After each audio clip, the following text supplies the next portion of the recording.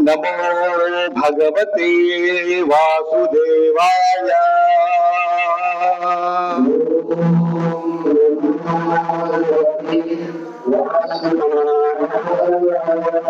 ओम नमो भगवते वासुदेवाय।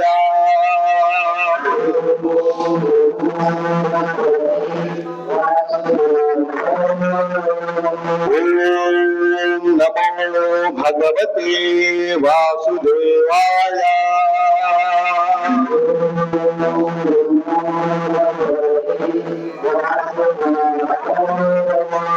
कृष्णाय वासुदेवाय देवकी नंदनाय च नंदगोपकुमाराय गोविंदाय नमो नमः। कृष्णाय वासुदेवाय देवकी नंदनाय च नंदगोपकुमाराय गोविंदाय नमो नमः। नमः कमलनाभाय नमः कमलमालिने नमः कमलनेत्राय नमस्ते कमलांग्रये नमः कमलनाभाय नमः कमलमालिने नमः कमलनेत्राय नमस्ते कमलांग्रये नारायणं नमस्कृत्य नरं चैव नरोत्तमम् देवीं सरस्वतीं व्यासं ततो जयमुदीरये। कृष्णाय वासुदेवाय हरये परमात्मने प्रणतः क्लेशनाशाय गोविंदाय नमो नमः। वसुदेवसुतं देवं कंसचाणूरमर्दनं देवकी परमानन्दं कृष्णं वन्दे जगद्गुरुम्। कृष्णं वन्दे जगद्गुरुम्। कृष्णं वन्दे जगद्गुरुम्।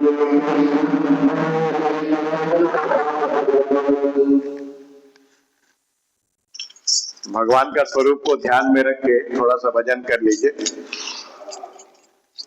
भजो गिरिधर गोविंद गोपाला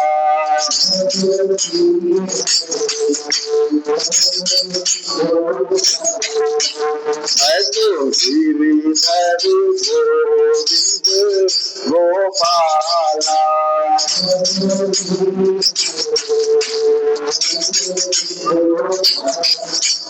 भजो नट खट मोहन नंदलाला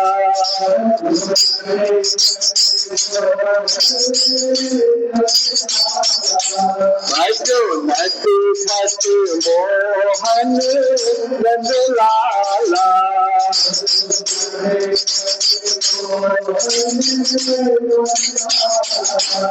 मैं जो गिरिधर गोविंद गोपाला,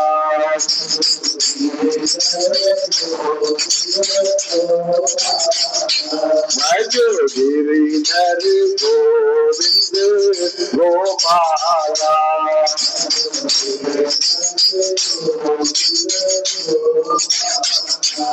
मैं जो नट खट मोहन नंद लाला,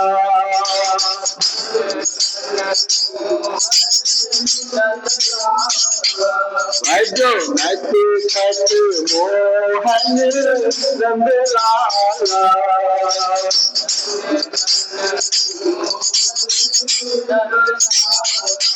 मैं जो गिरिधर गोविंद गोपाला,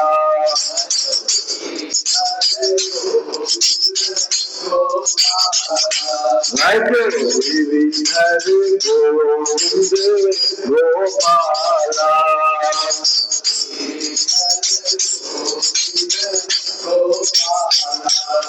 बोलिए वृंदावन बिहारी लाल की, प्रेम से बोलिए राधे राधे, प्रेम से बोलिए राधे राधे, प्रेम से बोलिए राधे राधे।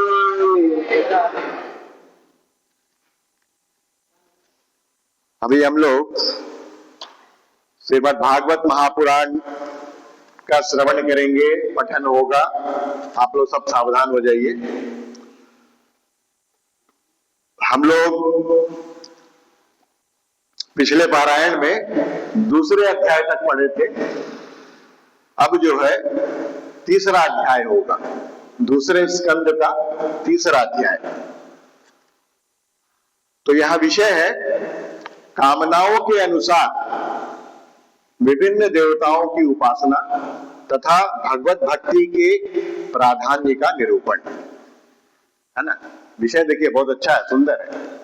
कामनाओं के अनुसार विभिन्न देवताओं की उपासना तथा भगवत भक्ति के प्राधान्य का निरूपण। सुखदेव जी बोल रहे हैं, श्री शुक उवाचा एवमेतन्निगदितम् पृष्टवान् यत् भवान् मम नृणां यस्म्रियमाणानां मनुष्येषु मनीषिणाम्। श्री सुखदेव जी महाराज बोल रहे हैं कि परीक्षित, तुमने मुझसे जो पूछा था कि मरते समय बुद्धिमान मनुष्य को क्या करना चाहिए, बड़ा सुंदर प्रश्न था। मरते समय बुद्धिमान मनुष्य को क्या करना चाहिए, क्या करना चाहिए, उसका उत्तर मैंने तुम्हें दे दिया। पिछले अध्याय में हम लोग पढ़े, बोले कि मरते समय भगवान का नाम ही स्मरण करना है।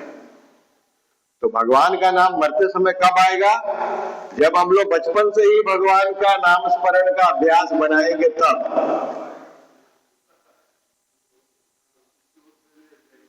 जीवन भर हम संसार का भजन करेंगे और अपना बुद्धि का प्रयोग करेंगे, अरे छोड़ो ना, अभी संसार का भजन करो, मरते समय कर लेंगे ना भगवान का भजन। तो नहीं होगा मरते समय भगवान का भजन, संसार का ही भजन होगा। क्योंकि हम लोग अपने जीवन काल में जो अधिक करेंगे उसी का स्मरण होगा अंत समय में। तो क्या होगा? अंत समय में फिर संसार आ जाएगा, अपना बेटी की तरफ चला जाएगा ध्यान, अपना बेटा की तरफ चला जाएगा, कोई अपना घर में कोई पशु पाले हैं उसके प्रति चला जाएगा, जैसे जड़ भरत का चला गया था ना हरिणी के प्रति। तो क्या हुआ? उसी के गर्भ से जन्म हुआ उनका। इसलिए भगवान बोले हैं, यम यम वापि स्मरण भावम त्यजत्यन्ते कलेवरम, गीता में। जो जो जिस जिस भाव को स्मरण करते हुए अपना शरीर, कलेवरम मतलब शरीर, शरीर को त्यागेगा वो वहीं पर चला जाएगा। कोई कुत्ता को याद करते हुए प्राण त्यागेगा, उसी कुत्ता के घर में जन्म होगा। जो अपना बाप को स्मरण करके अंत समय में प्राण त्यागेगा, अगर बाप कहीं गधा बना होगा तो वहीं जाएंगे, गधा बनेंगे। ये एकदम क्लियर है। इसीलिए बोलते हैं कि बचपन से ही भगवान का भक्ति करना चाहिए, प्रहलाद तो 5 साल की उम्र से ही भक्ति में चालू हो गए थे। वो तो गर्भ में ही उपदेश हो गया था नारद जी का, और पैदा होते ही भगवान का नाम स्मरण करने लग गए थे वो। इसीलिए वो बता रहे हैं कि सुखदेव जी कि तुमने मुझसे जो पूछा था कि मरते समय बुद्धिमान मनुष्य को क्या करना चाहिए, उसका उत्तर मैंने दे दिया। जो ब्रह्म तेज का इच्छुक हो वह बृहस्पति की, जिसे इंद्रियों की विषय शक्ति की कामना हो वह इंद्र की, जिसे संतान की लालसा हो वह प्रजापतियों की उपासना करे। जिसको ब्रह्म तेज चाहिए वो आपका देवताओं का जो गुरु है बृहस्पति जी, उनका पूजन करे, उपासना करे। जो इंद्रियों की विशेष शक्ति की कामना हो वह इंद्र की पूजा करे, और जो संतान की लालसा हो उसके अंदर वो प्रजापति की उपासना करे। लेकिन जिसको भगवान चाहिए वो भगवान की उपासना करे, क्योंकि भगवान के पास जाएंगे तो रिटर्न का टिकट नहीं है, वापसी नहीं है, बाकी सब जगह वापसी है। उनकी पूजा करेंगे, वो अपने लोकों में ले जाएंगे, वहां का भोग ऐश्वर्य पूरा हम लोग भोगेंगे, पुण्य छीन होगा, नीचे गिर जाएंगे। छीने पुण्य मत्य लोकम विशंति, पुण्य छीन होगा, खत्म, कहानी खत्म हो जाएगा, नीचे गिर जाएंगे।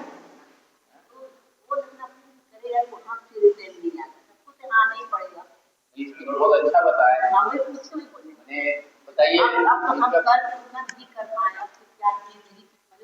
नहीं देखिए, पुण्य करना अच्छा है, खराब नहीं है।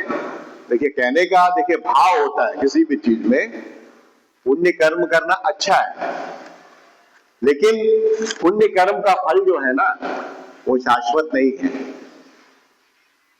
जैसे हम पुण्य किए बहुत, हम चले जाएंगे स्वर्ग आदि लोक में, स्वर्ग आदि लोक में चल जाएंगे, वहां में हो सकता है 1 लाख साल रहे, 1 लाख साल हो सकता है, मेरे पुण्य के हिसाब से है वो सब, है ना। तो हम लोग का जब 360 साल होता है ना पृथ्वी लोक में, तो देवताओं का 1 साल होता है। हम लोग का 360 साल बराबर देवता लोगों का 1 साल। जैसे उन लोग का 6 महीना का उत्तरायण दिन होता है, और 6 महीने का दक्षिणायन होता है रात। माने 1 साल में उन लोग का 1 अहोरात्र होता है, माने 24 घंटा होता है। हम लोग का 1 साल, उन लोग का 24 घंटा। उसी तरह से हम लोग का कितना हो जाएगा, 360 वर्ष होगा हम लोग का, तो देवताओं का 1 वर्ष होगा। वैसे मान लीजिए 1 लाख दिव्य वर्ष तक अगर वहां रहेंगे, लेकिन उसके बाद भी आना होगा। पुण्य का ये फल है, पुण्य का फल तो मिलेगा, लेकिन वो फल क्या है, नाशवान है, शाश्वत नहीं है। लेकिन अगर हम भगवान की भक्ति करें, उन देवताओं का भक्ति ना करके हम भगवान का, भगवान श्री कृष्ण का, भगवान राम का भक्ति अगर हम करें, तो फिर वहां जाएंगे तो फिर वापस नहीं आएंगे। ये फर्क है। देवताओं के पास जाएंगे, देवलोकों में जाएंगे तो फिर वापसी होगा, वापस आएंगे, लेकिन भगवान के धाम में चले जाएंगे, वापसी नहीं है। ये डिफरेंस है। तो पुण्य करना कोई खराब नहीं, पुण्य तो करना चाहिए, लेकिन वेदों में बताया है कि उस पुण्य का फल जो है नाशवान है। एक होता है ना सकाम कर्म, जैसे मैंने बताया था, सकाम कर्म, निष्काम कर्म। अगर आप किसी की मदद करते हैं निष्काम भावना से कि बदले में हमको इससे कुछ नहीं चाहिए, वो आपका जो कर्म है ना भगवान नोट नहीं करेंगे, क्योंकि आपने निष्काम भाव से किया। जब नोट नहीं करेंगे तो उसका पुण्य भी आपको देंगे नहीं। लेकिन अगर हम सकाम भाव से करते हैं, जैसे सकाम भाव से हमने 10 रुपया दान किया, सकाम भाव से कि हम 10 रुपया दे रहे हैं तो भगवान हमको 100 गुना 1000 गुना हमको ज्यादा देंगे, तो भगवान अवश्य देंगे। लेकिन वो जो पुण्य भगवान देंगे, फल देंगे, उसको भोगने के लिए हमको आना पड़ेगा ना यहाँ में, तभी तो भोगेंगे ना, जन्म तो लेना होगा। देखिए पुण्य करेंगे तो भी जन्म लेना होगा, पाप करेंगे तो लेना ही पड़ेगा। तो पुण्य भोगने के लिए भी जन्म लेना होगा, पाप भोगने के लिए भी जन्म लेना होगा। लेकिन वही 10 रुपया अगर हम कृष्णार्पणम करके दे दिए किसी को कि प्रभु हमको इसके बदले में कुछ नहीं चाहिए, बस वो वाला नोट नहीं होगा। इसी तरह से भगवान बोले हैं गीता में 9:27 में, यत् करोषि यदश्नासि यज्जुहोषि तदासि यत्। आप कुछ भी कर रहे हैं, कुछ भी खा रहे हैं, कुछ भी पी रहे हैं, मुझको अर्पण कर दीजिए। खा रहे हैं कृष्णार्पणम करके खाइए, चल फिर रहे हैं तो कृष्णार्पणम भगवान का नाम लेते हुए चलिए। तो इस तरह से हम करेंगे ना, वो सब कर्म जो है नोट नहीं करेंगे, वो देखेंगे आपका मन कहां पर है। मन मेरे में लगा हुआ, भगवान बोलेंगे मन तो मेरे में लगा हुआ है, तो कर्म को नोट नहीं करेंगे। जब कर्म नोट नहीं होगा तो फल भी नहीं मिलेगा, ये सिद्धांत है। एकदम फल नहीं मिलेगा तो हम वापस नहीं आएंगे ना यहाँ में। ना पुण्य चाहिए ना पाप चाहिए आपको। हाँ, बस जो करेंगे भगवान। पुण्य भी करेंगे तो यहाँ आके भोगना होगा पुण्य, पाप भी करेंगे तो यहाँ आके भोगना होगा, दोनों ही भोगना होगा। लेकिन जब हम भगवान का स्मरण करते हुए कोई कर्म करेंगे तो वो कर्म भगवान बुक नहीं करेंगे, नोट नहीं करेंगे। जब नोट नहीं करेंगे तो अपने धाम में ले जाएंगे, बस अपना धाम में ले जाकर अपना पार्षद बना देंगे, अपना स्वरूप दे देंगे। हम लोग ही 4 भुजा वाले हो जाएंगे, भगवान जैसा ही देखने में हो जाएंगे। खाली पावर नहीं रहेगा सृष्टि करने का, वो तो भगवान के पास है, बाकी सब। अब देखिए वो अजामिल को बचाने यमदूत आया ले जाने के लिए, तो उनको छुड़ाने के लिए विष्णुदूत आ गया। क्यों? अपना बेटा को बुलाया था, नारायण नारायण करके अपना बेटा को बुलाया, तो आ गया। यमदूत आया लेने के लिए, प्राण खींचने के लिए अंत समय में। तो जब वो डर के मारे वो यमदूतों को देखा ना, बहुत भयानक चेहरा, तो डर गया अजामिल। डर के अपना बेटा को बुला रहा है, छोटा बेटा का नाम रखा था नारायण। तो हम लोग पढ़ेंगे 6वें स्कंद में, नारायण नारायण अपना बेटा को बुला रहा है, लेकिन नाम तो भगवान का नारायण। तो विष्णु दूत लोग आ गया, 4 लोग, पूरा विष्णु जैसे ही देखने में, शंख चक्र गदा पद्म आया। तो यमदूतों को बोला कहां लेके जा रहा है इसको? बोला मेरा प्रभु का ऑर्डर है, इसका अंत समय आ गया है, मैं बहुत पाप किया है, बहुत पाप किया है। ब्राह्मण कुल में जन्म हुआ, लेकिन ब्राह्मणोचित जो है इसने कोई भी कर्म नहीं किया है, बहुत पाप किया है। इसको प्रभु का ऑर्डर है, इसको लेके आओ नरक में। तो वही लेके जा रहे हैं। बोला कुछ भी किया हो, अंत समय में नारायण बोला है, एकदम हट जाओ यहां से, भागो तुम लोग। इसको कहीं, इसको नरक का अधिकारी नहीं अब रह गया, ये नारायण बोला है। तो यमदूत लोग, और वहां में संवाद होता है दोनों का, यमदूत और विष्णुदूत दोनों का संवाद होता है, बहुत अद्भुत है इसमें है। तो फिर यमदूत लोग चले जाते हैं वहां से। चले जाने के बाद वास्तव में ये घटना जो है ना, ये अजामिल जो है वो स्वप्न में देख रहा था।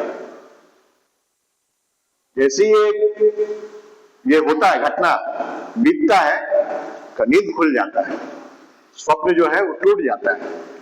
टूटने के बाद बोलता हम क्या देखा, सब याद करता है कि यमदूत आया, हमको खींच रहा है। वो काल पाश डालते हैं ना, रस्सी, 3 तरह का रस्सी होता है, वो डालता है, जीव को पकड़ के उससे खींचता है अंदर से, स्थूल शरीर से जीव को बाहर खींचता है, उसमें बहुत दर्द होता है। जब प्राण निकलता है, बोला जाता है कि प्राण जब निकलता है उस समय बहुत दर्द होता है, ऐसा दर्द होता है कि जैसे लगता है कि 1000 बिच्छू एक साथ डंक मार दिया हो, उतना कष्ट होता है प्राण निकलते वक्त। तो ये कष्ट जो है पापियों को ज्यादा होता है। जो पुण्यात्मा है, जो भगवान का भजन किया है, जो अच्छा अच्छा कर्म किया है, उनको उतना कष्ट नहीं होता है। लेकिन जो जितना ज्यादा पापी रहेगा उतना ज्यादा कष्ट होगा, वो उतना ज्यादा आसक्त रहेगा संसार के प्रति, जब उसको खींचा जाएगा तो उसको उतना ही ज्यादा कष्ट होगा। तो जब अजामिल का स्वप्न टूटा तब उसको विवेक खुल गया, विवेक। बोला हम क्या था पहले। अजामिल बहुत ब्राह्मण कुल में जन्म हुआ था, वेदों का ज्ञाता था और बहुत बने सज्जन था पहले, लेकिन वो उल्टा के चक्कर में पड़ के वो बर्बाद कर लिया अपना जीवन। हम लोग पढ़ेंगे आगे।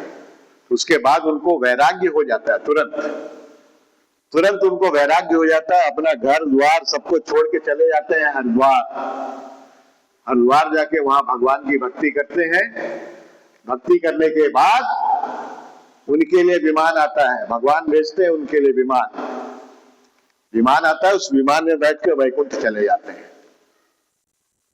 तो बिना भगवान का भक्ति का भगवान के धाम में नहीं जा सकते कोई भी, और वही अपना अपना धाम है। ये तो किराए का मकान है सब, ये शरीर जो है किराया का ही है। जितना भी हम लोग योनि में गए हैं ना, सब किराया का मकान है, टेम्परेरी है। हमारा असली घर वही है, परम धाम, वैकुंठ धाम, वही असली घर है। तो पुण्य करना चाहिए, पुण्य नहीं करना चाहिए ऐसा बात नहीं है, लेकिन निष्काम भाव से करना चाहिए। निष्काम भाव, नेकी कर और दरिया में डाल, बोला जाता है ना। भला कर देना दूसरा का, उससे अपेक्षा नहीं रखना कि हम भला किए हैं तो वो भी मेरा भला करे, ऐसा अपेक्षा नहीं रखना। यही है निष्काम भाव। हम अगर किसी का भला कर रहे हैं कि चलो कर देते हैं, हो सकता कल हमको जरूरत पड़े इनका, तो मेरा भी ये भलाई करेंगे, ऐसा भावना ये सकाम भाव है। कर दिए भला, हो गया। नेकी कर दरिया में डाल, इसीलिए बोला जाता है, कर दिए कर दिए।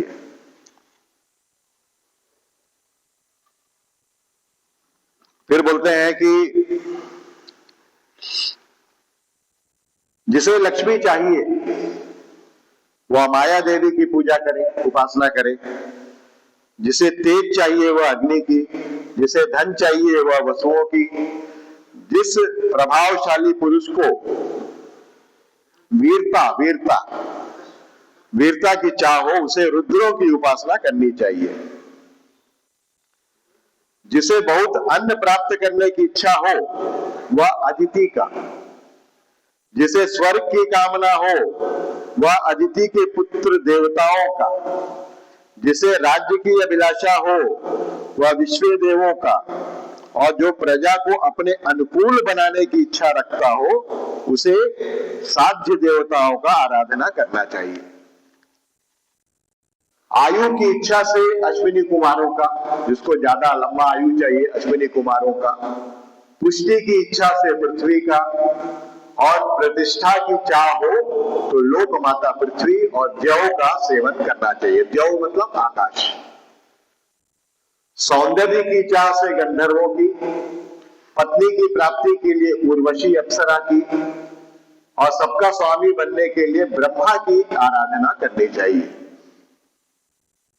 जिसे यश की इच्छा हो, यश कीर्ति, जिसे यश की इच्छा हो वह यज्ञ पुरुष की, जिसे खजाने की लालसा हो वह वरुण की, विद्या प्राप्त करने की आकांक्षा हो तो भगवान शंकर की, और पति पत्नी में परस्पर प्रेम बनाए रखने के लिए पार्वती जी की उपासना करनी चाहिए।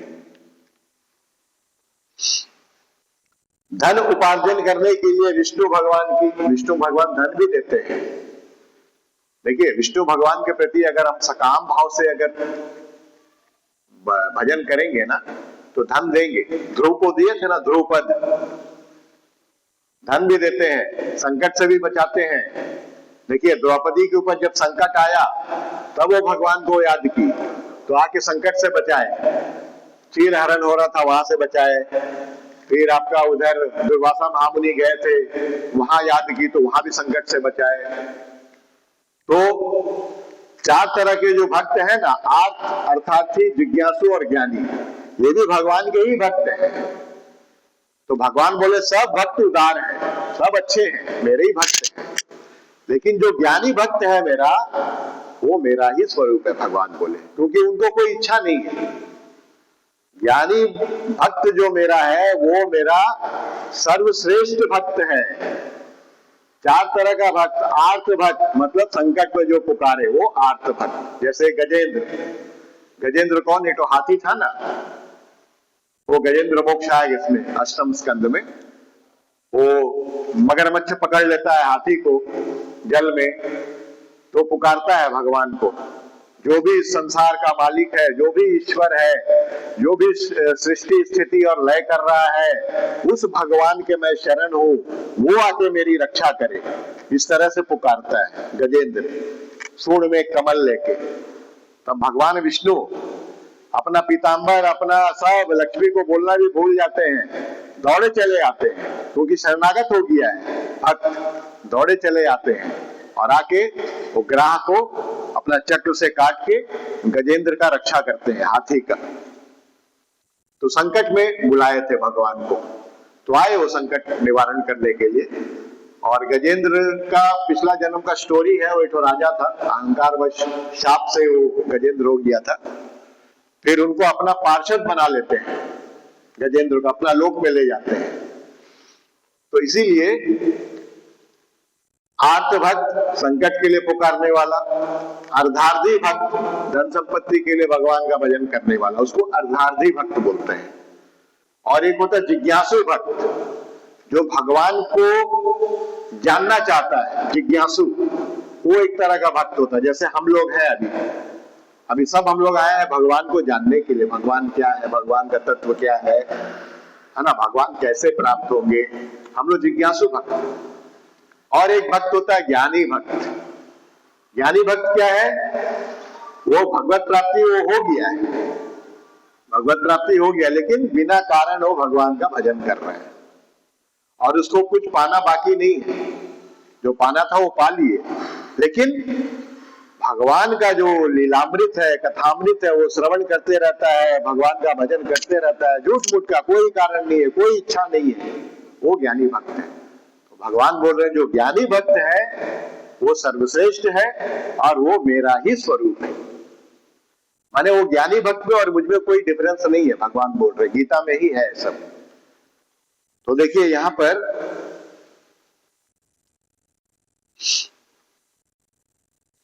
धर्म उपार्जन के लिए विष्णु भगवान की, धर्म उपार्जन करने के लिए विष्णु भगवान की, वंश परंपरा की रक्षा के लिए पितरों की, बाधाओं से बचने के लिए यक्षों की, और बलवान होने के लिए मरुद गणों की आराधना करनी चाहिए।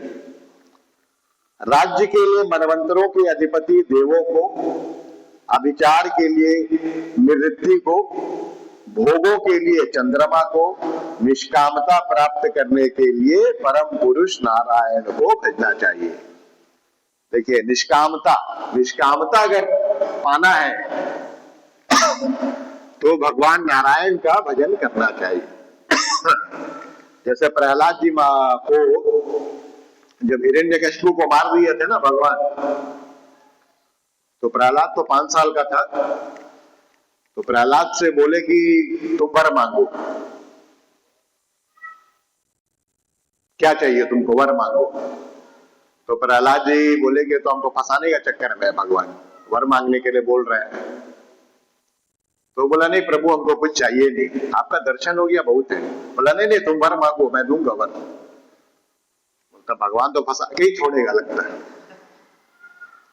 तो बोले ऐसा वर मांगेंगे ना भगवान खुद फंस जाएंगे। प्रहलाद जी बोले कि हमको ऐसा वर दीजिए कि हमको कुछ आपसे मांगने का इच्छा ही ना। भगवान बोले तो फंसा दिया हमको। बोलता ऐसा वर दीजिए हमको कि आपसे कुछ मांगने की इच्छा ही ना हो। भगवान बोले तो फंस गए।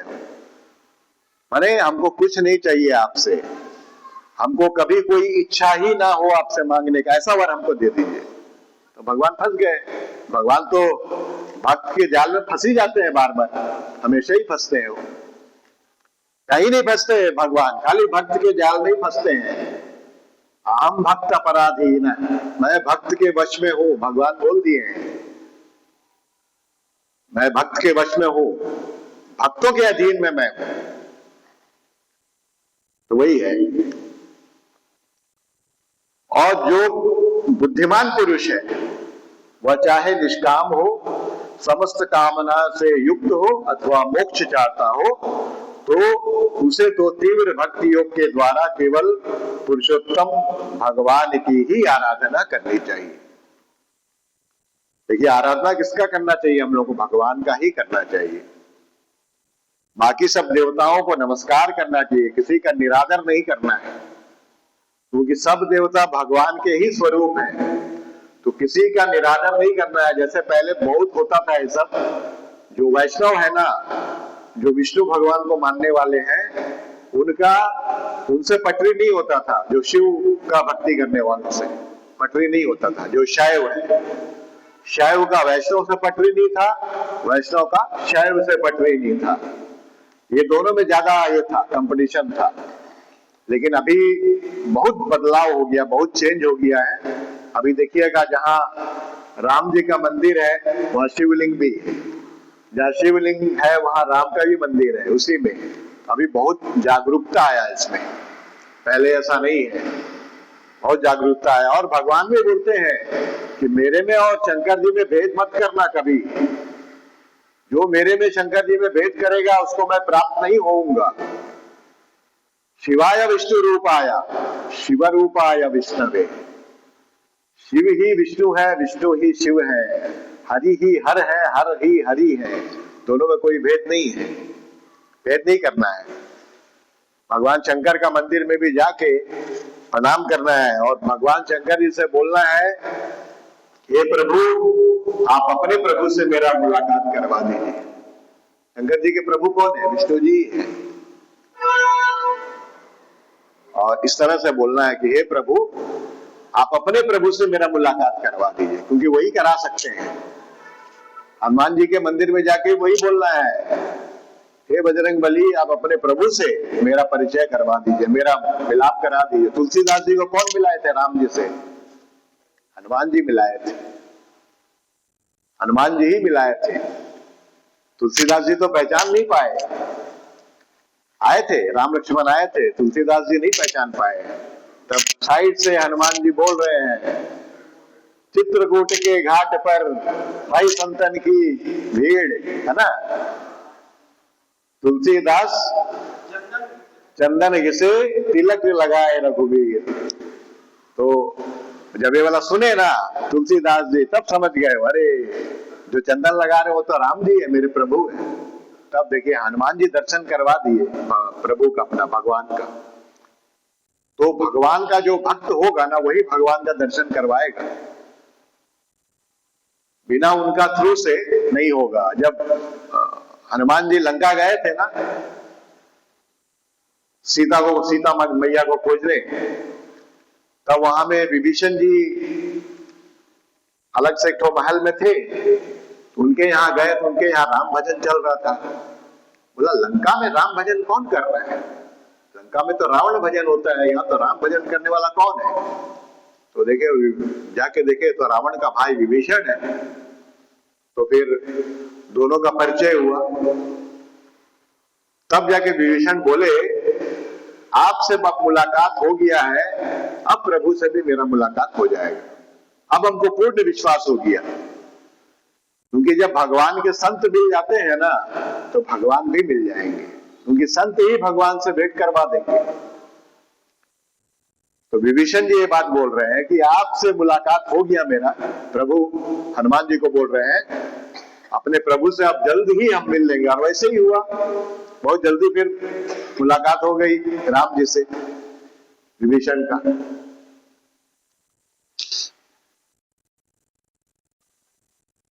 तो बोलते हैं जितने भी उपासक हैं उनका सबसे बड़ा हित इसी में है कि भगवान के प्रेमी भक्तों का संग करके भगवान में अविचल प्रेम प्राप्त कर ले। देखिए क्या बोल रहे हैं, बोलते हैं जितने भी उपासक हैं उनका सबसे बड़ा हित इसी में है कि वे भगवान के प्रेमी भक्तों का संग, जो भगवान का भक्त है, जो भगवान के संत हैं, उनका संग करके भगवान में अविचल प्रेम प्राप्त कर ले। ऐसे पुरुषों के सत्संग में जो भगवान की लीला कथाएं होती हैं, उनसे उस दुर्लभ ज्ञान की प्राप्ति होती है जिससे संसार सागर की त्रिगुणमयी तरंग मालाओं के थपेड़े शांत हो जाते हैं। हृदय शुद्ध होकर आनंद का अनुभव होने लगता है। इंद्रियों के विषयों में आसक्ति नहीं रहती। कैवल्य मोक्ष का सर्वसम्मत मार्ग भक्ति योग प्राप्त हो जाता है। भगवान की ऐसी रसमयी कथाओं का चस्का लग जाने पर भला कौन ऐसा है जो उनमें प्रेम ना करे। तो देखिए, जिनको भगवान का, भक्ति का, उनका कथा सुनने का चस्का लग जाता है ना, वो कहीं भी होता रहेगा वहां चला जाएगा। खाली पता चलना चाहिए कि यहाँ भागवत हो रहा है, वहां पहुंच जाएगा, बिना बोले पहुंच जाएगा, क्योंकि उसको स्वाद मिल गया, स्वाद, वो चला जाएगा। और जिसको स्वाद नहीं मिला वो बगल में है, सत्संग यहाँ हो रहा बगल में है, लेकिन नहीं आएगा, क्योंकि उसका भी स्वाद नहीं मिला है।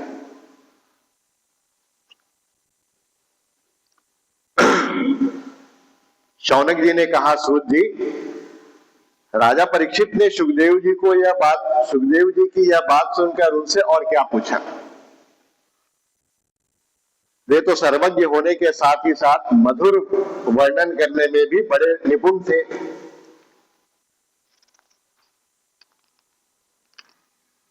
बोलते हैं, सूत जी बोल रहे हैं, सूत जी से बोल रहे हैं, सूत जी आप तो सब कुछ जानते हैं, हम लोग उनकी वह बातचीत बड़े प्रेम से सुनना चाहते हैं, आप कृपा करके अवश्य सुनाइए, क्योंकि संतों की सभा में ऐसी ही बातें होती है जिसका पर्यवसान भगवान की रसमय लीला कथा में ही होता है।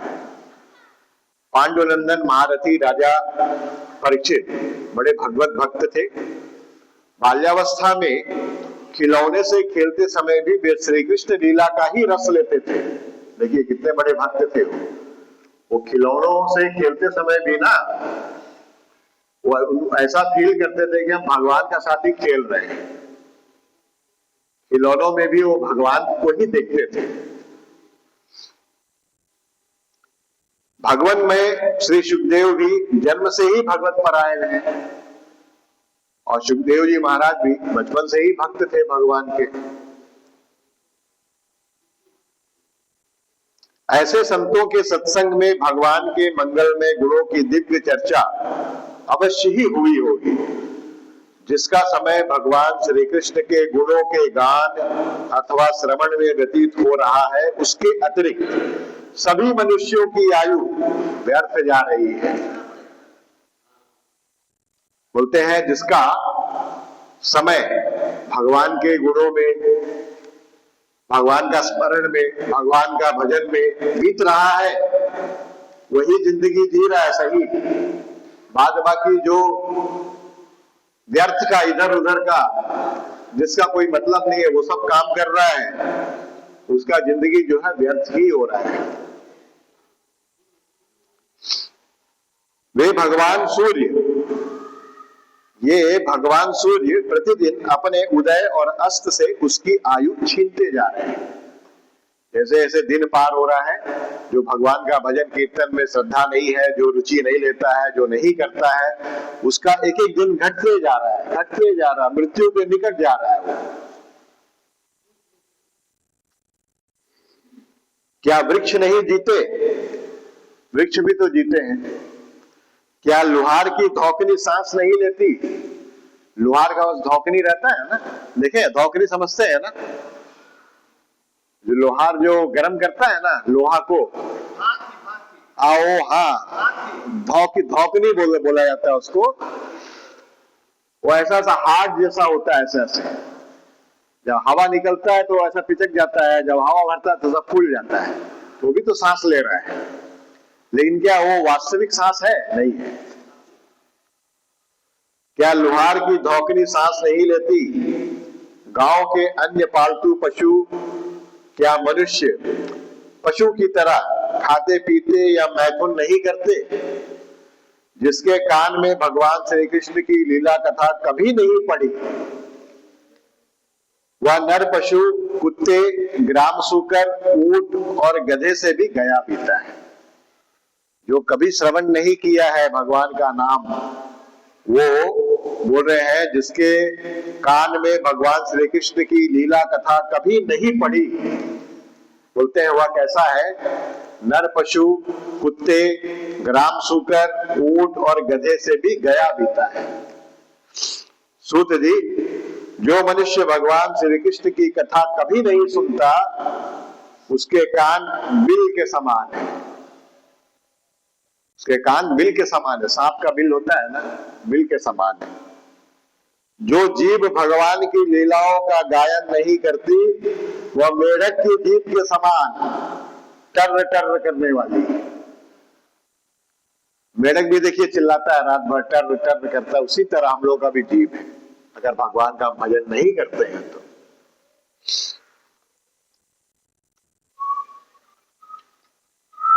उसका तो ना रहना ही अच्छा है। जो सिर कभी भगवान श्री कृष्ण के चरणों में झुकता नहीं, वह रेशमी वस्त्र से सुसज्जित और मुकुट से युक्त होने पर भी बोझा मात्र ही है। देखिए कितना सुंदर बता रहे हैं। जो हाथ भगवान की सेवा पूजा नहीं करते, वे सोने के कंगन से भूषित होने पर भी मुर्दे के हाथ के समान है। जो हाथ भगवान की पूजा पाठ नहीं करता है, उसको यहाँ सोना पहना हुआ, यहाँ सोना पहना हुआ, बहुत सोना पहना हुआ हाथ में, तो भी कोई फायदा नहीं हो, तो मुर्दे के हाथ के समान है। उसका हाथ का सही उपयोग वो कर ही नहीं रहा, भगवान का भजन कर ही नहीं रहा है, तो हाथ किस लिए है। जो आंखें भगवान की याद दिलाने वाले मूर्ति, तीर्थ, नदी आदि का दर्शन नहीं करती, वे मोरों की पांख में बने हुए आंखों के चिन्ह के समान निरर्थक है। मोर का देखिएगा एक एक पंख में एक एक आंख दिखेगा, क्या वो सही आंख है? उसी के समान है। जो भगवान का तीर्थाटन नहीं करता, भगवान का प्रतिमा का दर्शन नहीं करता है, मूर्ति का दर्शन नहीं करता है, तीर्थों में नहीं जाता है भगवान का दर्शन करने, तो उसका आंख जो है मोर के पंख के समाने है। माने उसका आंख रह के भी कोई फायदा नहीं है, कोई लाभ नहीं है। मनुष्यों के दो पैर चलने की शक्ति रखने पर भी ना चलने वाले पेड़ों जैसे ही है, जो भगवान की लीला स्थलियों की यात्रा नहीं करते। जिस मनुष्य ने भगवत प्रेमी संतों की चरणों की धूल कभी सिर पर नहीं चढ़ाई, वह जीता हुआ भी मुर्दा है, जीता हुआ भी मुर्दा है। जिस मनुष्य ने भगवान के चरणों पर चढ़ी हुई तुलसी की सुगंध लेकर उसकी सराहना नहीं की, वह श्वास लेता हुआ भी श्वास रहित शव है। सूत जी, वह हृदय नहीं लोहा है, बोलते वो हृदय नहीं है, लोहा है, जो भगवान के मंगलमय नामों का श्रवण कीर्तन करने पर भी पिघल कर उन्हीं की ओर बह नहीं जाता। जिस समय हृदय पिघल जाता है, उस समय नेत्रों में आंसू छलकने लगते हैं और शरीर का रोम रोम खिल उठता है। प्रिय सूत जी, आपकी वाणी हमारे हृदय को मधुरता से भर देती है। इसलिए भगवान के परम भक्त आत्मविद्या विशारद श्री सुखदेव जी ने परीक्षित के सुंदर प्रश्न करने पर जो कुछ कहा, वह संवाद आप कृपा करके हम लोगों को सुनाइए। इति श्रीमद् भागवते महापुराणे पारमहंस्यां संहितायां द्वितीय स्कंधे तृतीयो अध्यायः। ये अध्याय यहाँ समाप्त हो गया है। अगले अध्याय में जाने से पहले हम लोग एक भजन कर लेंगे पहले भगवान का, फिर अगला अध्याय जो है हम लोग पढ़ेंगे।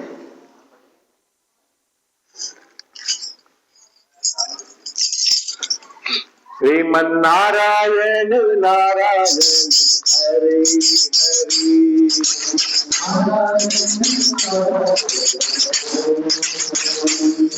श्रीमन्नारायण नारायण हरि हरि,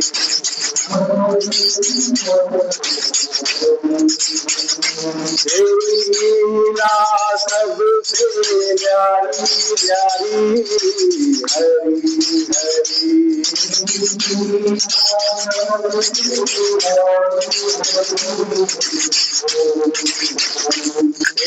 लीला सबसे न्यारी न्यारी हरि हरि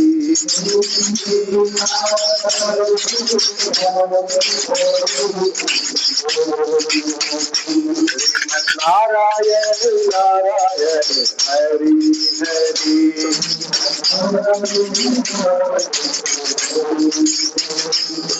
नारायण नारायण हरि हरि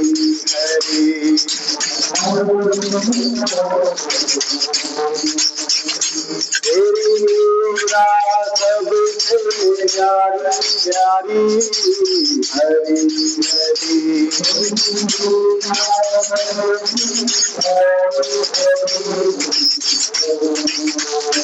तेरी लीला सबसे न्यारी न्यारी हरि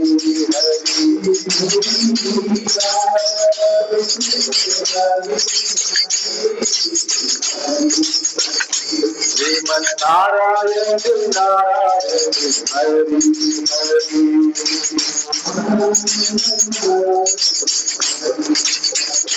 हनुमन नारायण नारायण हरि श्रीमन नारायण नारायण हरि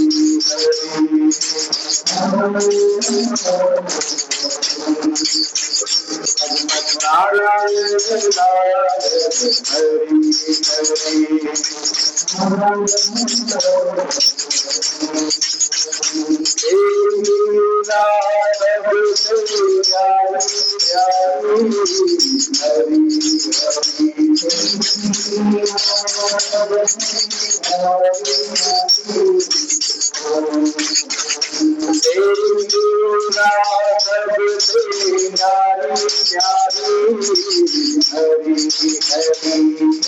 नारायण नारायण हरि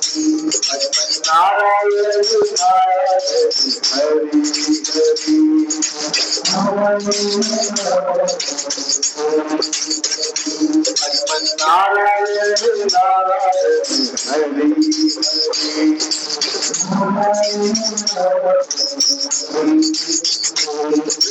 नारायण नारायण हरि हरि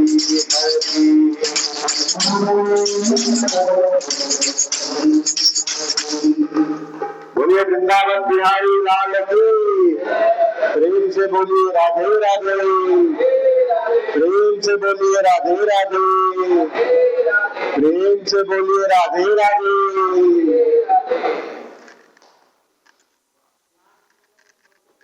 अभी हम लोग चौथा अध्याय पढ़ेंगे। विषय है राजा का सृष्टि विषयक प्रश्न और सुखदेव जी का कथारंभ। सूत उवाचा, सूत जी बोल रहे हैं, बोलते हैं सुखदेव जी के वचन भगवत तत्व का निश्चय कराने वाले थे।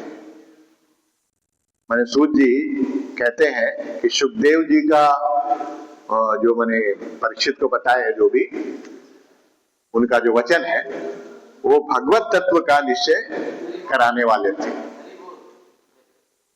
उत्तरानंदन राजा परीक्षित ने उन्हें सुनकर अपनी शुद्ध बुद्धि भगवान श्री कृष्ण के चरणों में अनन्य भाव से समर्पित कर दी।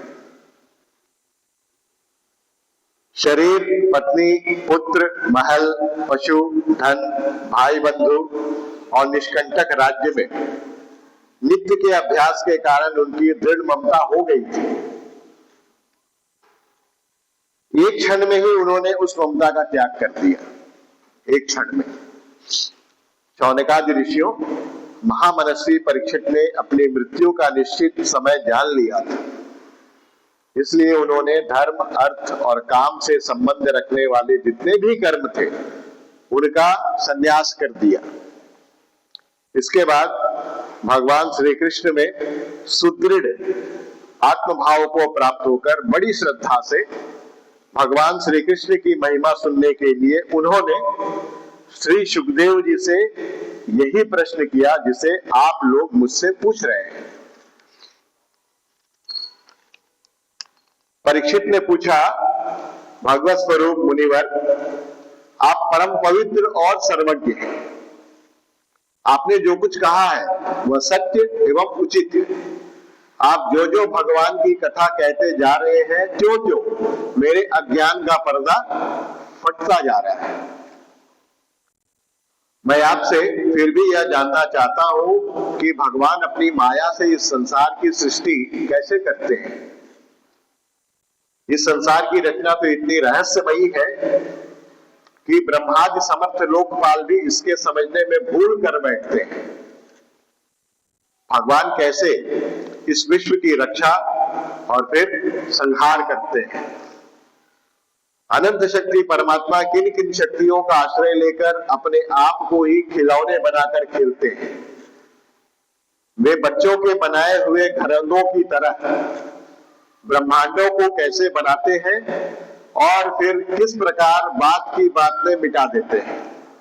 जैसे बच्चा देखिए, वो बालू से खेलते समय देखिएगा मंदिर उंदिर बनाता है, बच्चा लोग खेलता है उसके साथ, और जब घर जाने लगता है उसमें एक लात मार के तोड़ देता है ना, करता है ना। हम लोग भी करते हैं। हाँ, हम लोग भी करते थे। देखिए दीपावली में वो मट्टी ईटा सब लेके आता है, बच्चे लोग मेहनत करते हैं। देखिए तो घर बनाते हैं, उसके ऊपर पटरा एक रख के बड़ा सुंदर रंग उंग करके बनाते हैं। जैसी दीपावली पार होता है ना, उसके नीचे तो बम रख के फोड़ देते हैं उसका, है ना। ऐसा हम लोग किए हैं सब। अगर कोई इसको डांटे, क्या ये तुम क्यों कर रहा है ऐसा, बोलेगा हम बनाए हैं इसको, मेरा अधिकार है तोड़ने का। तो भगवान ही हम लोग सबको बनाए हैं, भगवान ही बनाया है ना, भगवान की सृष्टि है। तो जब ले जाते हैं तो फिर रोते क्यों हम लोग? माया से, ममता से, ममता हो गया, ममता कर लिए हैं हम लोग। तो भगवान का बनाया हुआ खिलौना था, तो भगवान तोड़ दिए उसको। तो लेकिन हम लोग माया कर लेते हैं, ममता कर लेते हैं ना शरीर के प्रति, तो हम लोग को बड़ा कष्ट होता है, दुख होता है। अगर ये समझ जाए कि अरे ये तो भगवान का बनाया हुआ खिलौना है, उनका मर्जी था बनाए और उनका मर्जी खत्म हुआ तो तोड़ दिए, तब दुख नहीं होगा। जब ये ज्ञान हो जाए किसी को, हाँ, तो ये ज्ञान कब होगा? जब ये ज्ञान तभी होगा जब हम लोग बार बार शास्त्रों का अध्ययन करेंगे, संतों का प्रवचन सुनेंगे और उसको हम लोग मनन करेंगे। उसको मनन करेंगे तब होगा। खाली देखिए, हम लोग अनंत जन्मों से संतों का प्रवचन सुने हैं, अनंत जन्मों में अनंत बार सुने हैं, लेकिन क्यों उद्धार नहीं हो रहा? क्योंकि हम लोग मनन नहीं कर रहे हैं, मनन नहीं कर रहे हैं हम लोग। जैसे देखिए गाय, देखिए चारा देते हैं ना, तो गाय पहले चारा खा लेती है, भैंस देखिए चारा खा लेती है और जाके फिर एक जगह बैठ के ना उसको वापस निकाल के चबाती है। वो चबाना क्या है? वही है मनन करना। उसको फिर चबाती है, उसको बोलते हैं जुगारी कर रही है, उसको फिर वापस लाके उसको चबाती है। तो हम लोग वो चीज नहीं कर रहे हैं। हम लोग अभी सुने, हम लोग चले गए घर, एक कान से सुने एक कान से निकल गया। उसको अंदर रखना है, अंदर रख के उसको आज मैंने वहां क्या सुना। किसी भी सत्संग में जाएंगे, जैसे मान लीजिए भागवत पारायण हो रहा, तो वहां में जो व्यासपीठ पे बैठ के क्या बताए, उसको घर में जाके उसका मनन करना है। जब बार बार मनन करेंगे ना, तब वो आत्मसात होगा। आत्मसात मतलब अंदर में बैठ जाएगा। जब अंदर में एक बार बैठ जाएगा ना, तब निकलेगा नहीं। और खाली उसको अंदर में दृढ़ करना है, दृढ़, उसी को बोलता है दृढ़, हृदयंगम करना है, आत्मसात करना है। तो ये चीज हम लोग नहीं किए हैं अभी तक। करोड़ों जन्म में करोड़ों संत आके हमको समझाए, भगवान के दर्शन भी हुए, भगवान को हम लोग देखे भी, लेकिन हम लोग का उद्धार क्यों नहीं हुआ? यही कारण है। हम लोग माने नहीं कभी उनका बात। मानना है, मानना कब होगा? जब मनन करेंगे। यही हम लोगों ने नहीं किया, तो इस जन्म में हम लोग को करना है वो। ये दृढ़ निश्चय कर लीजिए, हमको इस जन्म में हर हालत में करना है। जब ऐसा दृढ़ निश्चय, टारगेट बनाना होगा, गोल सेट करना होगा। जब तक गोल सेट नहीं करेंगे ना, तो काम सही से होता नहीं, चाहे वो बिजनेस हो चाहे कुछ भी हो। एक टारगेट सेट करना होगा, गोल सेट बोलते हैं उसको। गोल सेट करना होगा, महीना में हमको इतना काम करना है तो करना है, भले हमको रात भर जगना पड़े 2-4 दिन महीना में, हमको जग के इस काम को करना है। फिर अगला महीना का टारगेट, हमको इतना का काम अगले महीना करना है। आज बिजनेसमैन लोग इतना ऊपर क्यों चला गया? उन लोगों ने टारगेट सेट करता है, गोल सेट रहता है। हमको इतना बिजनेस करना है, अभी 1 लाख का हुआ, अगले महीने 1,10,000 का करेंगे बिजनेस, उसके लिए उतना फिर मेहनत करना होगा। तो वैसे ही है, यहाँ भी हम लोग को गोल सेट करना होगा कि हमको इसी जन्म में, हमको चाहे जितना मेहनत हमको करना पड़े, हमको दिन रात एक करना पड़े, हम करके भगवत प्राप्ति करेंगे। ऐसा हम लोग को गोल सेट करना होगा, टारगेट सेट करना होगा, लक्ष्य साधना होगा, तब जाके होगा। तो परमात्मा किन किन शक्तियों का आश्रय लेकर अपने आप को ही खिलौने बनाकर खेलते हैं, वे बच्चों के बनाए हुए घरौंदों की तरह ब्रह्मांडों को कैसे बनाते हैं और फिर किस किस प्रकार बात की बात में मिटा देते हैं। इसमें संदेह नहीं कि बड़े बड़े विद्वानों के लिए भी उनकी लीला का रहस्य समझना अत्यंत कठिन प्रतीत होता है। भगवान की लीला को कोई भी नहीं जान सकते, वो कब प्रकट होंगे, कब अंतर्धान होंगे, कब क्या करेंगे, ऋषि मुनि देवता लोग भी नहीं जानते हैं।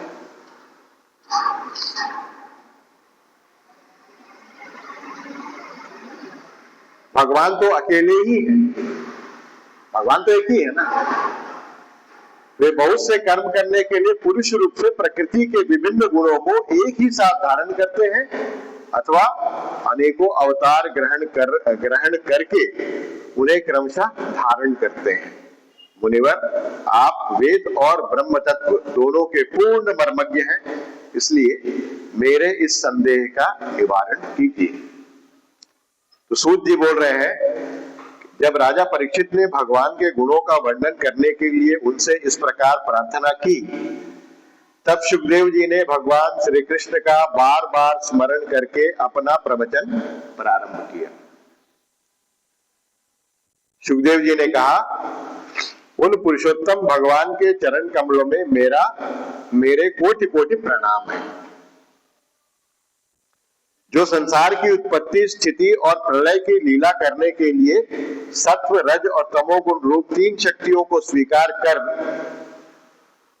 ब्रह्मा, विष्णु और शंकर का रूप धारण करते हैं, जो समस्त चर अचर प्राणियों के हृदय में अंतर्यामी रूप से विराजमान है, जिनका स्वरूप और उनकी उपलब्धि का मार्ग बुद्धि के विषय नहीं है, जो स्वयं अनंत है तथा जिनकी महिमा भी अनंत है, हम पुनः पुनः बार बार उनके चरणों में नमस्कार करते हैं।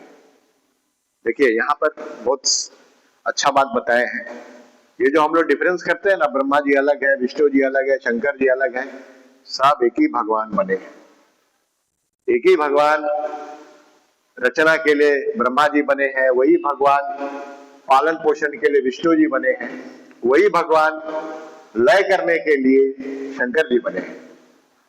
तो ये ब्रह्मा, विष्णु और महेश, ये भगवान का ही स्वरूप है। ठीक है, तो ये हम लोग को याद रखना पड़ेगा। बोलते हैं, वो जो समस्त चर अचर प्राणियों के हृदय में अंतर्यामी रूप से विराजमान है, सभी प्राणियों में विराजमान है भगवान, और हमेशा रहते हैं, कभी उनसे बिछुड़ते नहीं है। हम लोग भगवान को भूले, भगवान हमें कभी नहीं भूले। हम कोई भी योनि में चला जाए, कुत्ता बन जाए, घोड़ा बन जाए, बैल बन जाए, गधा बन जाए, कुछ भी बन जाए, भगवान हमारे साथ हैं, वो रहेंगे हमारे साथ। वो छोड़ ही नहीं सकते किसी को, उनमें शक्ति नहीं है छोड़ने का। सर्वशक्तिमान जरूर है, लेकिन उनमें शक्ति नहीं है छोड़ने का। बोलते हैं जो सत्पुरुषों का दुख मिटाकर उन्हें अपने प्रेम का दान करते हैं, दुष्टों की सांसारिक बढ़ती रोककर उन्हें मुक्ति देते हैं, तथा जो लोग परमहंस आश्रम में स्थित हैं उन्हें उनकी भी अभीष्ट वस्तु का दान करते हैं, क्योंकि चर अचर समस्त प्राणी उन्हीं की मूर्ति है।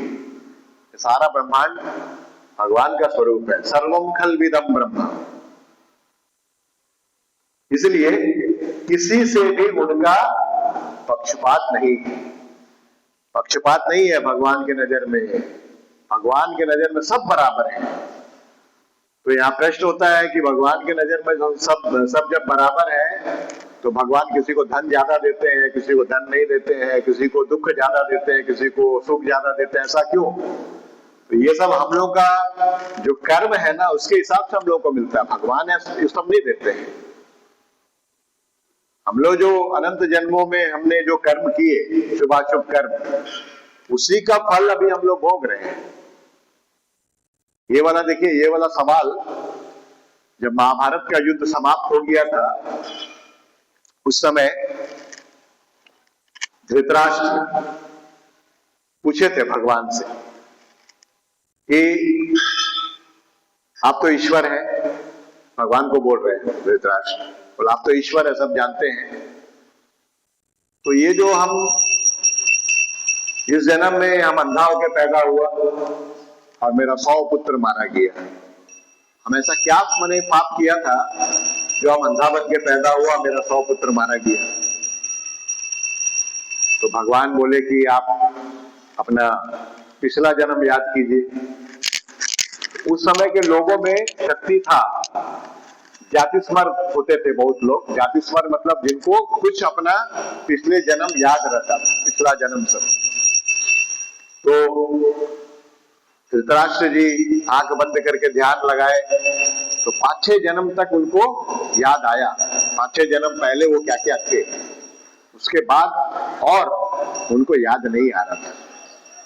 तो भगवान बोले कि आप अपना 50 जन्म पीछे जाइए। तो ध्यान लगाए लेकिन याद नहीं आया। तो भगवान को बोले कि हमको तो, मैं तो ध्यान लगा रहा हूं लेकिन मुझे कुछ याद नहीं आ रहा, मैं क्या था?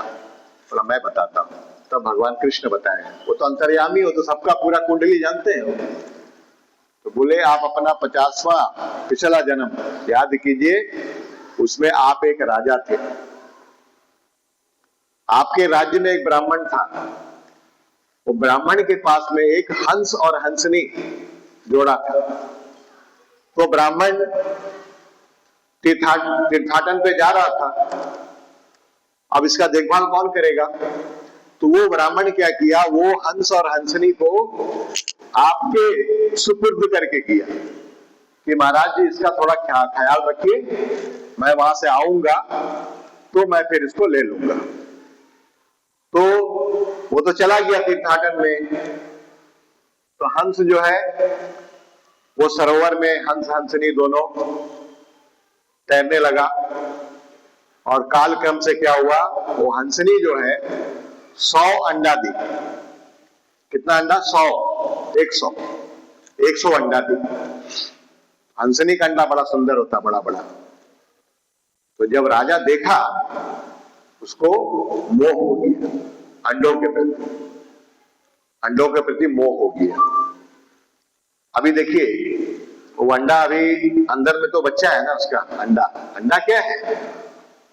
अंडा जो है उसको भ्रूण बोला जाता है। भ्रूण माने जैसे माँ के पेट में बच्चा रहता है, वैसे ही उस अंडे के अंदर में भ्रूण रहता है। उसी के ऊपर मुर्गी बैठती है तो वो गर्म होके उसमें से बच्चा होता है। अंडा को जैसे हम लोग खा ले रहे हैं, मतलब एक जीव को हम मार दे रहे हैं। अंडा हम खा रहे हैं मतलब हम भ्रूण हत्या है एक तरह से। तो राजा को मोह हो गया। राजा अपना जो सेवक लोग हैं, सेवक को आदेश दिया कि मुझे रोज एक अंडा का ऑमलेट बना के दो। तो राजा का आज्ञा है, अगर नहीं करेगा तो दंड मिलेगा। क्या करता जो रसोइया था बेचारा, रोज एक एक अंडा लाके उसका ऑमलेट बना के राजा को खिलाता था। इस तरह से 100 अंडा वो खा गया राजा। जब 100 अंडा खा गया तो अब हंस हंसनी को बहुत दुख हुआ, बहुत दुख हुआ, और वो लोग दुख करते करते मर गया। तो बोला वो जो 100 अंडों को आपने खा लिया, बच्चा का भी आंख भी नहीं फूटा था, अंदर में ही था भ्रूण में, उसका आंख भी नहीं फूटा था, इसीलिए तुम अंधा होके पैदा हुआ, और तेरा 100 पुत्र मारा गया। 100 अंडा खाया था ना ऑमलेट बना के मिर्च मसाला डाल के, 100 तेरा पुत्र मारा गया, और वो अंडे के अंदर में बच्चों का आंख भी नहीं खुला था, इसीलिए तुम अंधा पैदा हुआ। तो फिर एक सवाल किया धृतराष्ट्र, बोला वो तो 50 जन्म पहले हम किए थे वो पाप, उसका सजा अभी दे रहे हैं 50 जन्म के बाद। तो भगवान बोले कि ये बीच में तुम इतना तेरा पुण्य जमा नहीं हुआ था कि तेरा 100 पुत्र होता, सजा भी तो उसी के हिसाब से मिलेगा ना। सजा आप कीजिएगा 1 लाख का, सजा 1000 का नहीं मिलेगा। अपराध कीजिएगा 1 लाख का, सजा 1000 का नहीं मिलेगा। 1 लाख का अपराध है तो 1 लाख का सजा मिलेगा। आपने 100 अंडा खाया था, तो ये बीच में जितने जन्म थे 100 पुत्र प्राप्ति के लिए उतना आपको पुण्य करना था, उतना पुण्य जमा होगा तो 100 पुत्र आपका होगा, और जब 100 पुत्र होगा तभी तो आपको सजा मिलेगा उसका। इसीलिए 50 जन्म लगा। 50 जन्म में फिर आप इतना पुण्य करके उतना कमा लिए थे कि आपका 100 पुत्र हुआ इस राजा जन्म में, इस योनि में। जब आपका 100 पुत्र हुआ तब ये सजा आपको मिला, दोनों सजा एक साथ। अंधा भी बने, आपका 100 पुत्र युद्ध में मारा गया। तो कर्म का जो गति है ना बहुत गूढ़ है, समझना बड़ा मुश्किल है। हम लोग सोचते हैं कि इस जन्म में तो मैंने कुछ नहीं किया, तो हमको ऐसा सजा क्यों दिए भगवान, मेरे साथ ऐसा घटना क्यों घट गया। धृतराष्ट्र भी यही बोले, इस जन्म में तो मैंने ऐसा कोई पाप नहीं किया है, तो ये सजा हमको क्यों मिला। तो बताए वो जो है संचित कर्म वही से मिला है। तो ये देखिए बहुत ये है।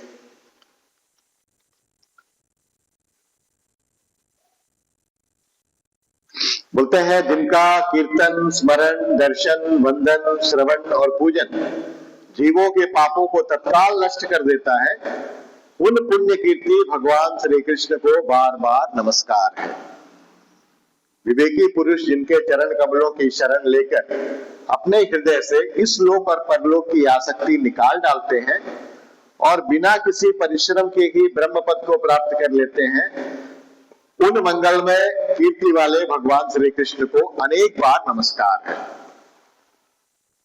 बड़े बड़े तपस्वी, दानी, यशस्वी, मनस्वी, सदाचारी और मंत्रवेत्ता जब तक अपनी साधनाओं को तथा अपने आप को उनके चरणों में समर्पित नहीं कर देते, तब तक उन्हें कल्याण की प्राप्ति नहीं होती। जब तक हम लोग भगवान के शरणागत नहीं होंगे तब तक हम भगवान का सन्निधि प्राप्त नहीं कर पाएंगे। शरणागत हो जाना, भगवान सरेंडर कर देना है। दुख आए कोई बात नहीं, सुख आए कोई बात नहीं, ऐसा। और दुख में अगर शिकायत करेंगे इसका मतलब हम सरेंडर नहीं हुए हैं।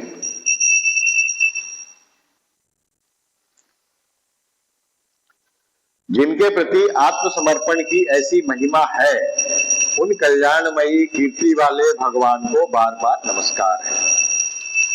किरात, हूण, आंध्र, पुलिंद, पुलकस, अभीर, कंक, यवन और खस आदि नीच जातियां तथा दूसरे पापी जिनके शरणागत भक्तों की शरण ग्रहण करने से ही पवित्र हो जाते हैं, उन सर्वशक्तिमान भगवान को बार बार नमस्कार है।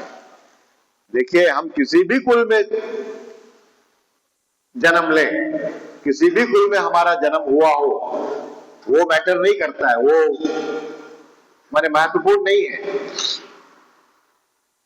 बता रहे हैं कि रात, हूण, आंध्र, पुलिंद, पुलकस, आधीर, कंक, यवन और खस आदि आदि नीच जातियां, ये बहुत नीच जातियां है सब, उसमें पैदा होने पर भी अगर हम भगवान का भजन मन से करते हैं तो भगवान हमको वैकुंठ धाम दे देंगे, अपना गोलोक धाम दे देंगे। वो जाति पाति नहीं देखते हैं कौन क्या है। वे ही भगवान ज्ञानियों के आत्मा है, भक्तों के स्वामी है, कर्मकांडियों के लिए वेद मूर्ति है, धार्मिकों के लिए धर्म मूर्ति है और तपस्वियों के लिए तपः स्वरूप है। ब्रह्मा शंकर आदि बड़े बड़े देवता भी अपने शुद्ध हृदय से उनके स्वरूप का चिंतन करते और आश्चर्यचकित होकर देखते रहते हैं। ब्रह्मा शंकर जी भी उन्हीं की आराधना करते हैं। मुझ पर अपने अनुग्रह की प्रसाद की वर्षा करें, बोल रहे हैं सुखदेव जी, वे मुझ पर अपने अनुग्रह की यानी प्रसाद की वर्षा करें, जो समस्त संपत्तियों की स्वामिनी लक्ष्मी देवी के पति हैं, समस्त यज्ञों के भोक्ता एवं फलदाता है, प्रजा के रक्षक हैं, सबके अंतर्यामी और समस्त लोगों के पालन करता है तथा पृथ्वी देवी के स्वामी है, जिन्होंने यदुवंश में प्रकट होकर अंधक, वृष्णि एवं यदुवंश के लोगों की रक्षा की है तथा जो उन लोगों के एकमात्र आश्रय रहे हैं, वे भक्त वत्सल संत जनों के सर्वस्व श्री कृष्ण मुझ पर प्रसन्न हो। विद्वान पुरुष जिनके चरण कमलों के चिंतन रूप समाधि से शुद्ध हुई बुद्धि के द्वारा आत्म तत्व का साक्षात्कार करते हैं तथा उनके दर्शन के अनंतर अपनी अपनी मति और रुचि के अनुसार जिनके स्वरूप का वर्णन करते रहते हैं, वे प्रेम और मुक्ति के लुटाने वाले भगवान श्री कृष्ण मुझ पर प्रसन्न हो। जिन्होंने सृष्टि के समय ब्रह्मा के हृदय में पूर्व कल्प की स्मृति जागृत करने के लिए ज्ञान की अधिष्ठात्री देवी को प्रेरित किया और वे अपने अंगों के सहित वेद के रूप में उनके मुख से प्रकट हुई, वे ज्ञान के मूल कारण भगवान मुझ पर कृपा करें, मेरे हृदय में प्रकट हो। भगवान ही पंच महाभूतों से इन शरीरों का निर्माण करके इनमें जीव रूप से शयन करते हैं। देखिए, भगवान के अंतर्गत है पंच महाभूत जो है ना, आकाश, वायु, अग्नि, जल और पृथ्वी, ये पंच महाभूत है। 5 महाभूत बोला जाता है। तो सबका अलग अलग गुण है। आकाश में शब्द गुण है, आकाश से निकला है। देखिए, आकाश मतलब क्या है? आकाश बोले से हम लोग ऊपर देखते हैं, तो आकाश ऊपर तो है ही, हमारे अंदर भी है आकाश। ये सब जगह आकाश है, ये सब जगह आकाश है। आकाश ना हो तो हम लोग सुनेंगे नहीं आवाज। आकाश कान के अंदर, बाहर, भीतर सब जगह है, क्योंकि सूक्ष्म वस्तु है ना आकाश। सूक्ष्म मतलब बहुत पतला वस्तु है, बहुत पतला, दिखता नहीं आंख से। तो आकाश जो है उसमें एक गुण है, एक सिर्फ एक गुण है, क्या है? शब्द, शब्द गुण है।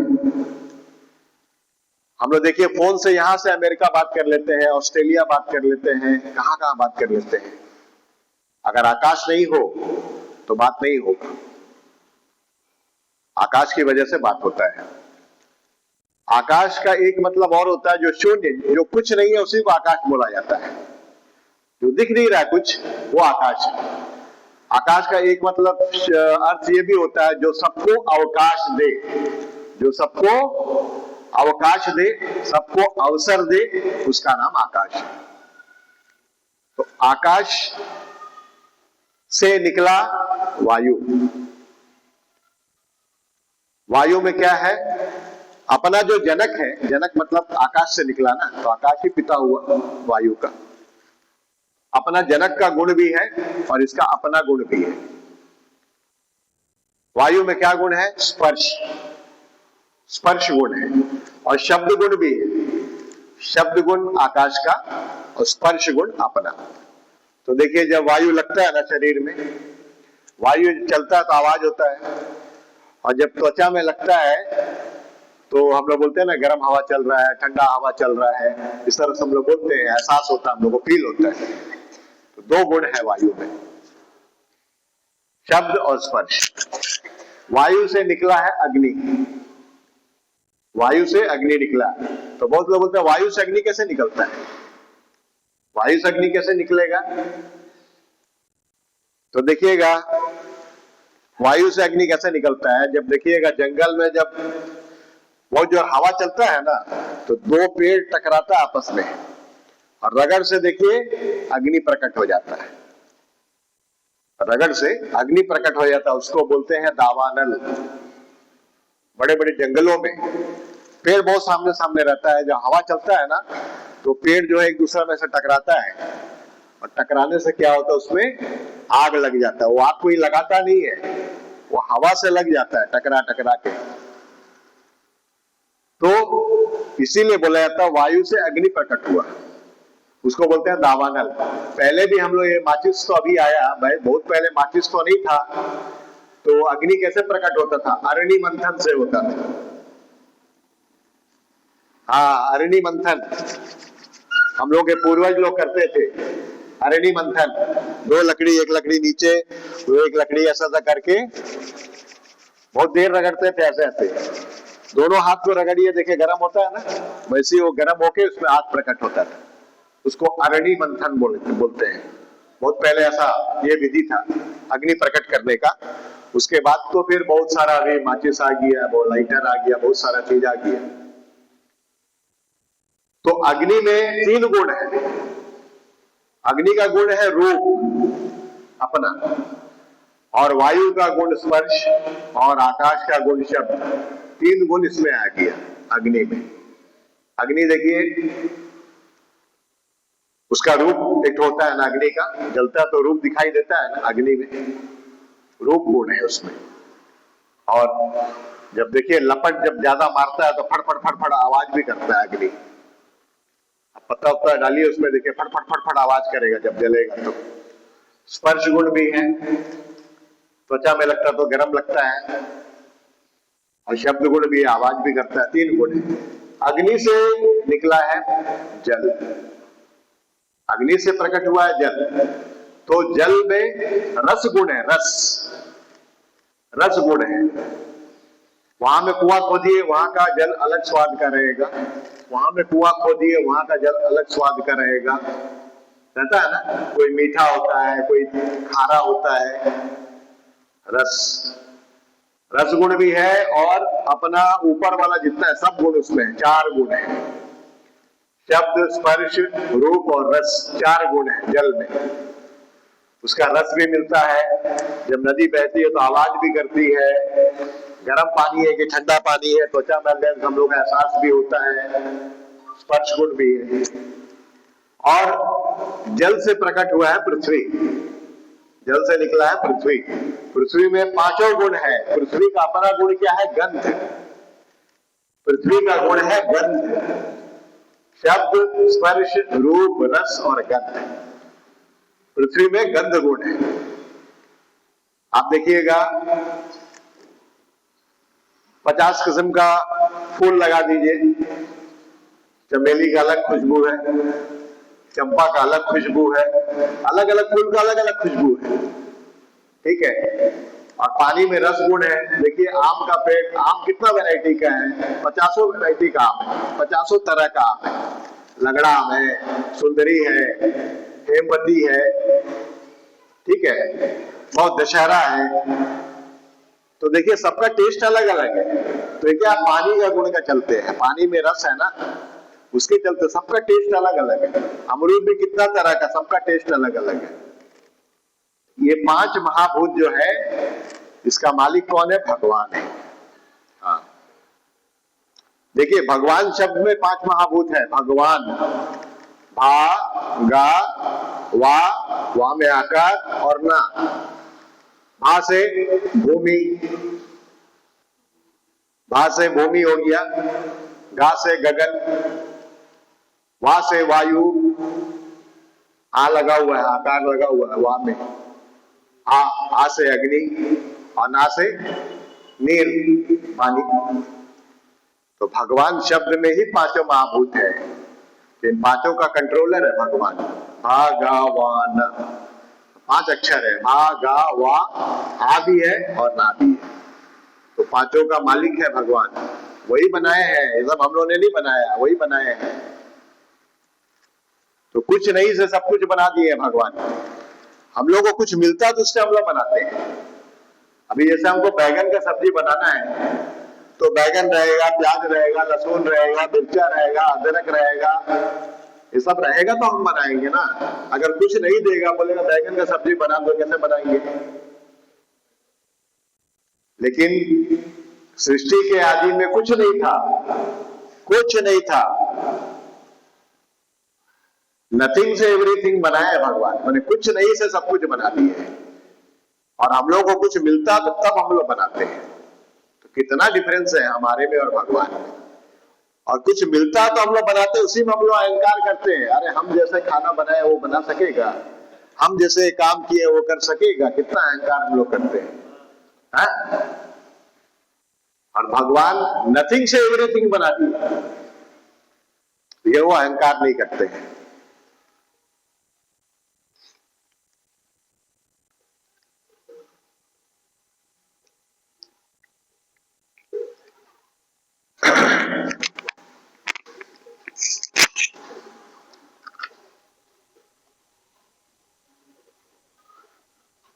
विद्वान पुरुष जिनके चरण कमलों के चिंतन रूप समाधि से शुद्ध हुई बुद्धि के द्वारा आत्म तत्व का साक्षात्कार करते हैं तथा उनके दर्शन के अनंतर अपनी अपनी मति और रुचि के अनुसार जिनके स्वरूप का वर्णन करते रहते हैं, वे प्रेम और मुक्ति के लुटाने वाले भगवान श्री कृष्ण मुझ पर प्रसन्न हो, जिन्होंने सृष्टि के समय ब्रह्मा के हृदय में पूर्व कल्प की स्मृति जागृत करने के लिए ज्ञान की अधिष्ठात्री देवी को प्रेरित किया और वे अपने अंगों के सहित वेद के रूप में उनके मुख से प्रकट हुई।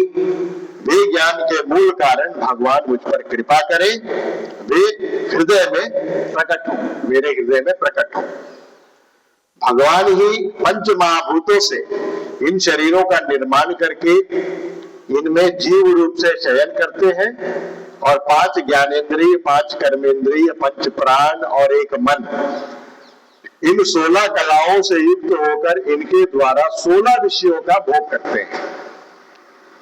ये देखिए, ये 16 तरह से, जैसे 5 ज्ञानेंद्रिय जिससे हम लोग को कुछ ज्ञान होता है। जैसे ज्ञानेंद्रिय क्या क्या है? आंख ज्ञानेंद्रिय है, आंख से हम लोग रूप का दर्शन करते हैं, आंख भी ज्ञानेंद्रिय है। कान, शब्द हम लोग सुनते हैं, कान भी ज्ञानेंद्रिय है। नाक, नाक से हम लोग श्वास लेते हैं ना, तो नासिका, गंध हम लोग सूंघते हैं ना, अच्छा गंध है, दुर्गंध है, सुगंध है, हम लोग बोलते हैं, ये भी ज्ञानेंद्रिय है। रसना, जिह्वा, ये भी ज्ञानेंद्रिय है, हमको ज्ञान जो कराए वो ज्ञानेंद्रिय है। और जिससे हम लोग कर्म करते हैं वो कर्मेंद्रिय, तो जिह्वा भी ज्ञानेंद्रिय है। जैसे हम लोग चाय पीते हैं तो बोलते हैं बहुत मीठा हो गया, या फिर चाय पीते हैं तो बोलते हैं इसमें चीनी डाला ही नहीं, ये कौन ले रहा है? जिह्वा। उंगली घुसाएगा तो उंगली बताएगा मीठा के खट्टा है, जिह्वा। तो कितना हो गया? आंख, कान, नाक, जिह्वा, ये 4 ज्ञानेंद्रिय। और एक ज्ञानेंद्रिय है त्वचा, ये त्वचा भी ज्ञानेंद्रिय है, इसको त्वचा बोलते हैं। तो इससे क्या ज्ञान होता है? जैसे हवा गर्म आ रहा है, हवा ठंडा आ रहा है, इसका ज्ञान होता है। गर्म पानी हम लोग डालते हैं, अरे बहुत ज्यादा गर्म है, थोड़ा ठंडा पानी मिला लो उसमें। या ठंडा है, अरे बहुत ठंडा, थोड़ा सा गर्म पानी मिला दो, नहाने लायक कर लो। तो ये ज्ञानेंद्रिय है। और कर्मेंद्रिय में हाथ है, पैर है, वाणी है, कर्मेंद्री, खाना वाना खा रहे हैं ना, ये भी कर्मेंद्री है। और दो नीचे वाले जो मलमूत्र विसर्जन करने के लिए है, वो दो है, 5 कर्मेंद्री है। हाथ, पैर, वाणी, वाणी जीवानी, वाणी जिससे हम लोग भोजन ग्रहण करते हैं, मुख बोलते हैं जिसको, वो, और उपस्थ और आयु, ये 5 कर्मेंद्री। पंच प्राण, पंच प्राण में क्या क्या है? प्राण, अपान, उदान, समान, व्यान। ऐसे प्राण वायु एक ही है, प्राण वायु तो एक ही है, लेकिन उसका जो जो वर्क है ना, जो जो काम है, उसके चलते उसको 5 नाम उसको दिया गया है, उसका 5 नाम दिया गया है। प्राण, अपान, उदान, समान, व्यान, ये 5 प्राण है। 5 उप प्राण भी है, माने ये पंच प्राण मुख्य है, उप प्राण भी है 5। उसमें नाग, कूर्म, कृक्कर, धनंजय, देवदत्त, ये 5 तो उप पंच प्राण बोला जाता है। इससे क्या होता है? वो छींकना, जम्भाई लेना, पलक झपकना, ये सब इन लोगों का वर्क है, तो उसका भी अलग अलग नाम दे दिया गया है। प्राण, अपान, उदान, समान, व्यान, ये 5 पंच प्राण है। 5 उप प्राण में नाग, कूर्म, कृक्कर, देवदत्त, धनंजय, ये जो है उप पंच प्राण है। और एक मन, ये 16 कलाओं से युक्त होकर इनके द्वारा 16 विषयों का भोग करते हैं, भगवानी करते हैं जीव के रूप में। वे सर्वभूतमय भगवान मेरी वाणी को अपने गुणों से अलंकृत करते हैं। संत पुरुष जिनके मुख कमल के मकरंद के समान झरती हुई ज्ञानमयी सुधा का पान करते रहते हैं, उन वासुदेवावतार सर्वज्ञ भगवान व्यास के चरणों में मेरा बार बार नमस्कार है। परीक्षित, वेद गर्भ स्वयंभू ब्रह्मा ने नारद के प्रश्न करने पर यही बात कही थी, जिसका स्वयं भगवान नारायण ने उन्हें उपदेश दिया था, और वही मैं तुमसे कह रहा हूं। इति श्रीमद्भागवते महापुराणे पारमहंस्याम संहितायाम द्वितीय स्कंधे चतुर्थो अध्यायः यहाँ समाप्त हो गया है। तो आज तो समय हो गया है, तो हम लोग यहीं पर विश्राम देंगे। तो स्वस्ति पाठ करने का पहले